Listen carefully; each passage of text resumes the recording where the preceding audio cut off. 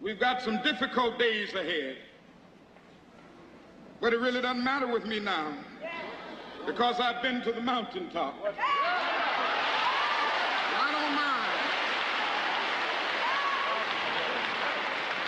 Like anybody, I would like to live a long life. Longevity has its place.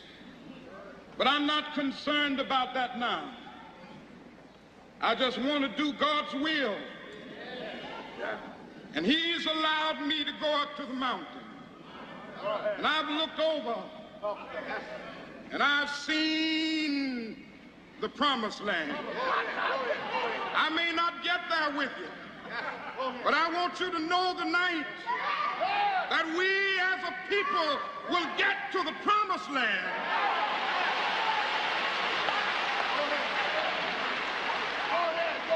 So I'm happy tonight. I'm not worried about anything. I'm not fearing any man. Mine eyes have seen the glory of the coming of the Lord.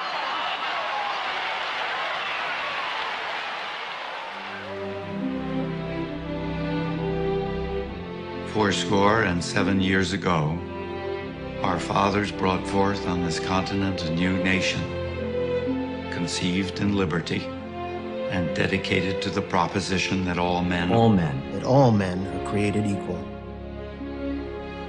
Now we are engaged in a great civil war, testing whether that nation or any nation so conceived and so dedicated can long endure. We are met on a great battlefield of that war. We've come to dedicate a portion of that field as a final resting place for those who here gave their lives that that nation might live. It is altogether fitting and proper that we should do this. But in a larger sense, we cannot dedicate, we cannot consecrate, we cannot hallow this ground. The brave men, living and dead, who struggled here have consecrated it. Far above our poor power to add or detract. The world will little note nor long remember what we say here, but it can never forget. But it can never forget what they did here. It is for us, the living rather, to be dedicated here to the unfinished work which they who fought here have thus far so nobly advanced. It is rather for us to be here dedicated to the great task remaining before us. That from these honored dead we take increased devotion to that cause for which they gave the last full measure of devotion. That we here highly resolve that these dead shall not have died in vain.